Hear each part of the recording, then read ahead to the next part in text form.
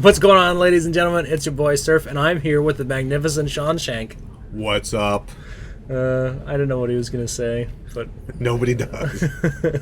Not even myself. It's straight from brain to mouth. It doesn't even filter. There is no...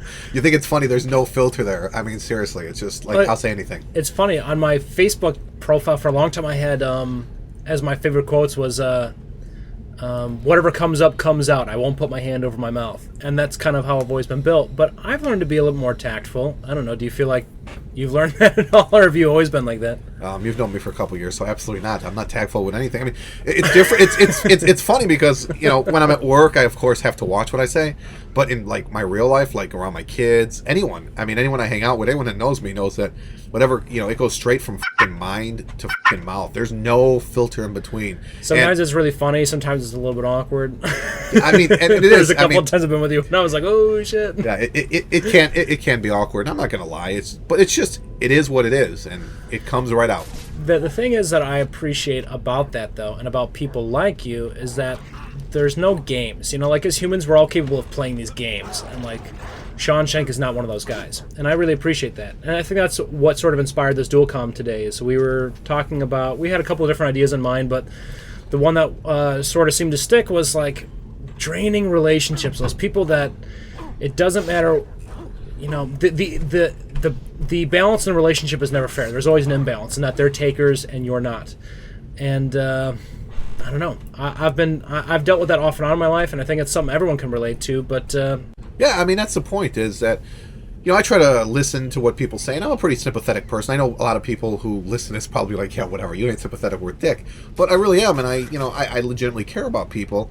It's just the fact that you can kind of get that feeling is that, oh my God, this person's going to drain everything from me to, you know, be able to hang out with them, to be able to be a friend. And, you know, I mean, that's one of the reasons I don't have a whole lot of friends is because, you know, I want people around me that are, you know, not going to drain my energy or fucking depress me and make me want to put a bullet in my fucking head. And I think that's one of the main reasons is, you know, I have a couple close friends that I like to hang out with and I enjoy hanging out with. SurfDub. No, that is totally untrue. It's a big lie. SurfDub. It's a big lie. Turker Gerbs. Have you seen that episode of South Park? I have not. Turker Gerbs. And there's one reason I have not seen that episode, and that's because I cannot watch it on Netflix anymore. Fuck Netflix. But yeah, like what you say is true. And the thing is the more choosy and selective you get about the people you surround with, two things happen.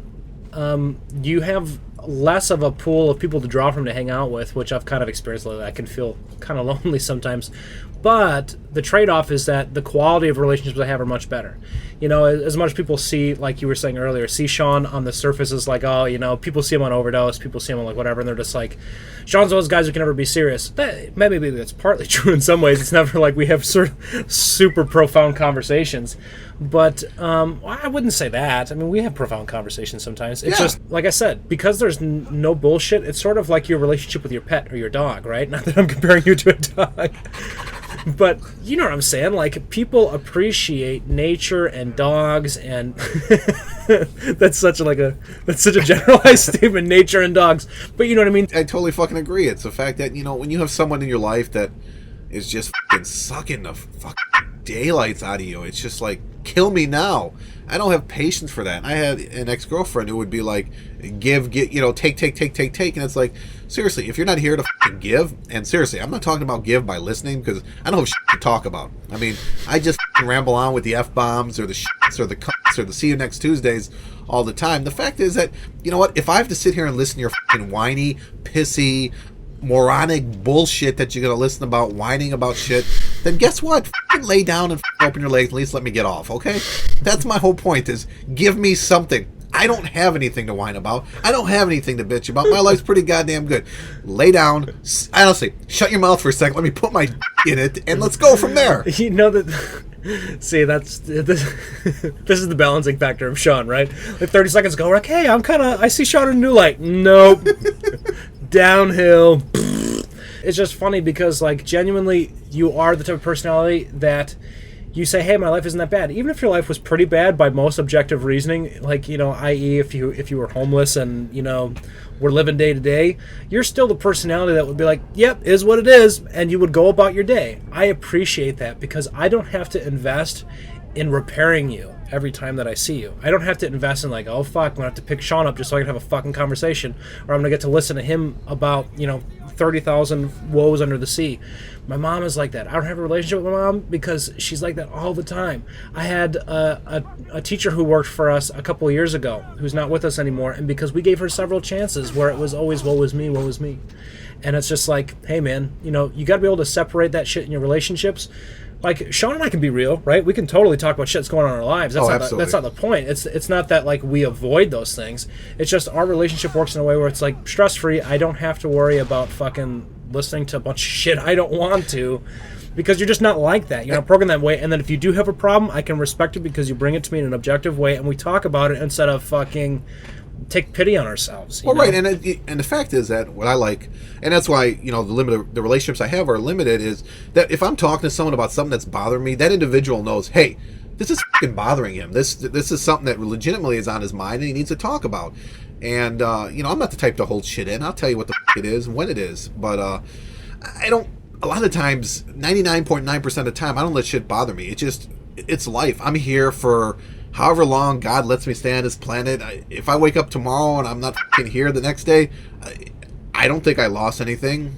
I mean, I think I lived life to the fullest. I've enjoyed every day I was here, and it's just, I mean, I've surrounded myself with people that legitimately care about me and I care about, and I've eliminated the fucking anchors, the people that bring me down. And that's a good way to say it, man. They are anchors. And that's what, I hate to say about my ex-girlfriend, because, I loved her to death, and honestly, I probably would end up marrying her, but just the fact that, to a certain extent, she felt like a fucking goddamn anchor, and it was like, you're whining about this, you're whining about that. Take control of your goddamn life and do something about it. I'm fucking 1,100 miles away. I don't care. I really don't fucking care. But you don't want to be rude because it's someone that has been an instrumental part in your life and has played so many different factors. That's what's so hard about those people, is that, like, they make you care about them and then, like, at first you have sympathy, and then you start to become irritated by them, and then you start to avoid them.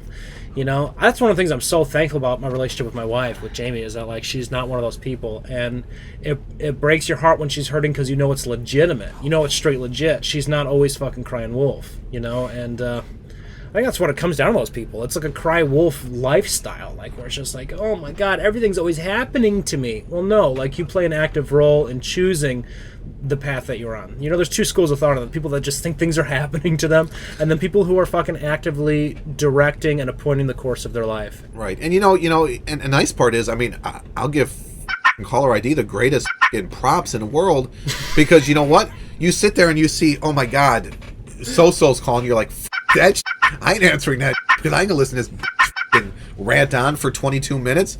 And then you're just like, hey, you know what? Surf's calling me, so you know what? I'm gonna sit here and bullshit with him and see what the fuck he has. Because when the true friends call you, you answer the phone. You're not hesitant to answer the phone. If you're available, you answer the phone. It's not like you're in the middle of getting your sucked. You're like, hey, Sean's on the phone. I'm gonna go ahead and take this call. Because if you tell me you're taking a call while you could be getting a blowjob, I'd come over here and cut your off and jam it down your throat and tell you to suck yourself off. You didn't say I had to keep it classy. No, not at all. Maybe one day I'll keep it classy. There's no expectation of classiness on SurfDub Entertainment. But yeah, no, for real, like, those people, if you learn to not make room for them in your life instantly becomes much less of a burden. And by the way, I'm looking at this gameplay and I'm realizing it's the worst gameplay ever. Just don't watch the gameplay. Listen to the. Usually I try and make something happen. Like this, when I use Far Cry, I usually take over a base. This must have just been some footage when I was like, I'm just running around the map and I'm just looking around, and it's good for you. But yeah, okay, guys. Well, I think that pretty much wraps it up for us. Thanks for listening to another episode of, I don't know, what are we going to name the series? We haven't decided. I think we're going to do Surf with Shank. Shank and Surf? Surf with Shank? Surf with Shank. I think we went with Surf with Shank. Why don't you guys let us know what you think? We're trying to combine a clever way of saying Surf and Shank in the same sentence and make it a series where we just talk about shit like this with you guys. If you have any ideas, put down in the comments. We'll talk about it. We like Seriously. Comments. We love comments. We can ramble on about anything for 12 minutes. Yeah. Obviously. And if you guys ever have topic ideas, keep them yourself. We don't want to fucking know. I'm just kidding. No, leave a comment. We want to hear that shit, and yeah. So we'll decide on a name for the show, and we'll catch you guys in the next one. Peace. Peace. Yeah.